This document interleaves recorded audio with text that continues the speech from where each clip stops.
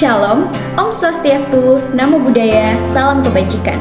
Halo semua, saya Rizky Nurfitra Islami dengan NIM B1S124121. Saya merupakan salah satu mahasiswi program studi ilmu hukum Universitas Jambi.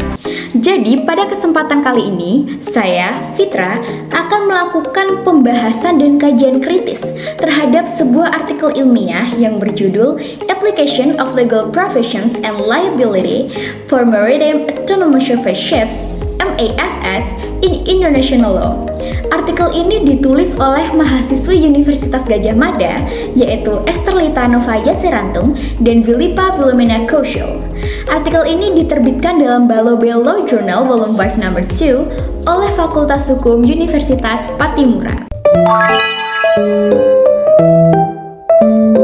Saya memilih artikel ini untuk dijadikan bahan kajian review karena topik MASS (Maritime Autonomous Ships) atau kapal permukaan otonom maritim merupakan isu yang sangat relevan dan semakin mendesak dalam perkembangan hukum laut internasional. Dunia maritim saat ini juga sedang bergerak dalam memasuki era otomatisasi berbasis kecerdasan buatan (Artificial Intelligence) atau AI.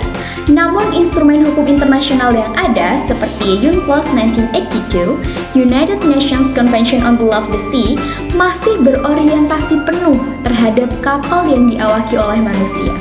Maka dari itulah artikel ini memberikan sebuah gambaran yang jelas tentang ketidaksiapan sistem hukum internasional dalam menghadapi perkembangan dan perubahan teknologi yang ada, sehingga menurut saya artikel ini sangat cocok untuk dijadikan bahan kajian akademik dalam memenuhi kebutuhan perkembangan hukum laut internasional.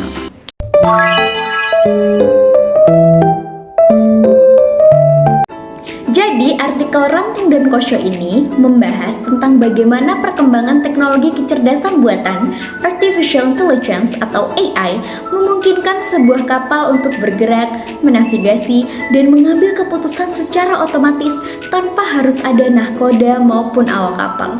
Teknologi inilah yang kemudian kita kenal sebagai Maritime Autonomous Ships (MASS) dan dipandang dapat meningkatkan efisiensi, keselamatan, serta efektivitas dalam pelayaran modern. Namun di dalam artikel ini, penulis juga menggarisbawahi bahwa instrumen hukum internasional yang berlaku saat ini tidaklah disusun untuk menghadapi keberadaan kapal tanpa awak atau kapal nirawak.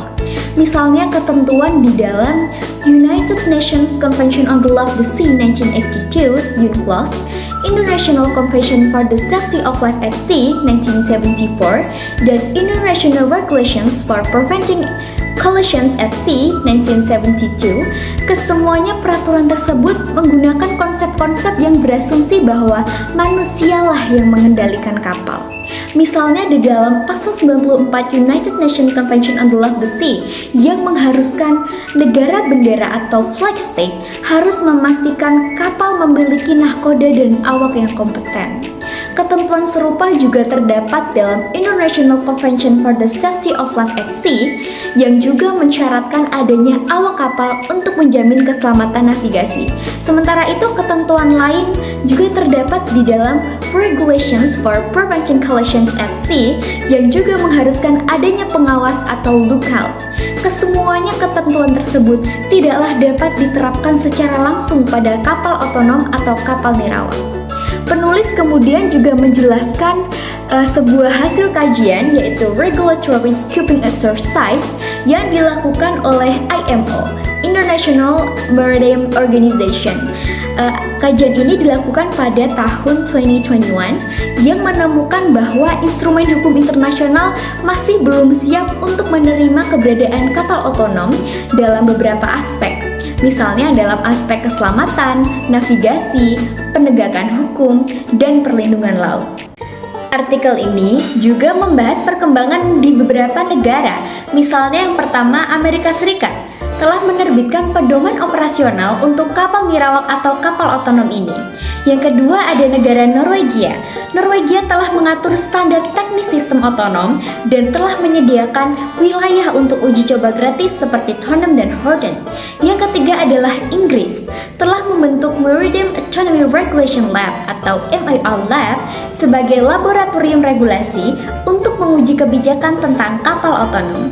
Inggris bahkan juga telah memiliki kerangka hukum nasional yang mengakui keberadaan kapal otonom. Di bagian akhir artikel, penulis juga membahas isu liability atau pertanggungjawaban hukum. Ketika suatu hari nanti terjadi kecelakaan maupun pencemaran yang melibatkan kapal otonom ini, maka penulis menguraikan 3 model pertanggungjawaban. Yang pertama adalah operator-based liability, yaitu pertanggungjawaban yang dibebankan kepada operator jarak jauh kapal. Yang kedua adalah product liability, yaitu pertanggungjawaban yang dibebankan kepada produsen atau pembuat perangkat keras, perangkat lunak, maupun sistem kecerdasan buatan itu sendiri ketika terjadi sistem kesalahan teknologi. Model yang ketiga yaitu flag state responsibility, yaitu tanggung jawab negara. Tanggung jawab negara bendera. Nah, tanggung jawab negara bendera ini telah diatur dalam UNCLOS, United Nations Convention on the Law of the Sea, 1982. Pada akhirnya, penulis menggunakan 3 model pertanggungjawaban ini secara bersama-sama yang kemudian disebut sebagai multi-level liability, yaitu pembagian tanggung jawab secara berlapis yang dibebankan kepada operator, pemilik kapal, dan produsen teknologi, serta negara bendera.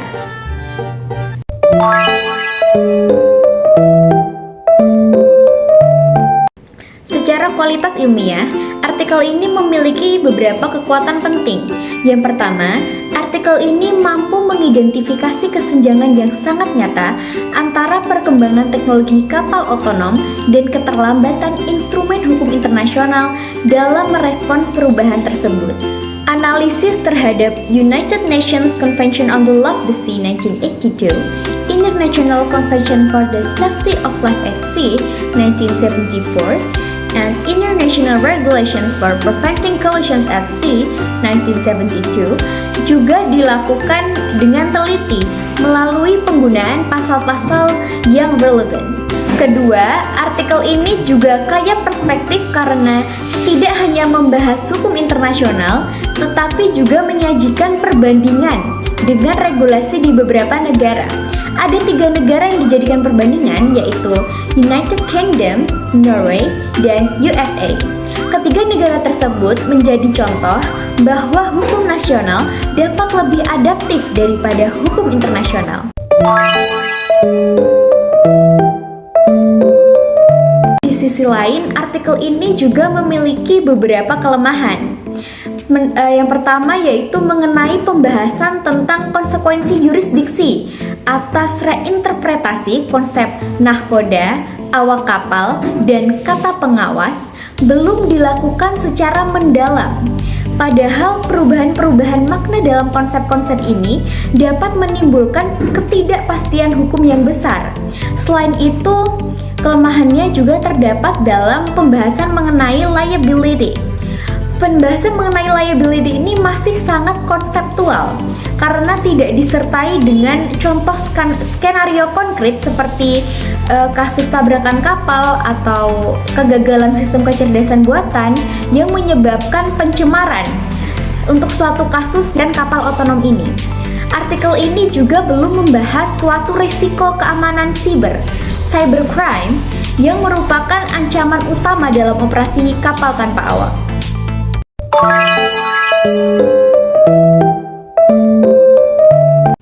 Menurut penilaian saya pribadi, artikel Application of Legal Provisions and Liability for Maritime Autonomous Ships in International Law memberikan kontribusi yang berharga dalam kajian hukum laut internasional. Kekuatan utamanya terletak pada kemampuannya dalam menghubungkan perkembangan teknologi dengan kebutuhan pembaruan hukum dalam hukum laut internasional. Namun, artikel ini akan terasa lebih kuat apabila juga dilengkapi dengan analisis mengenai potensi konflik dan potensi konflik jurisdiksi, dan standar kecerdasan buatan yang aman, serta interoperabilitas antara sistem otonom dengan aturan hukum laut internasional.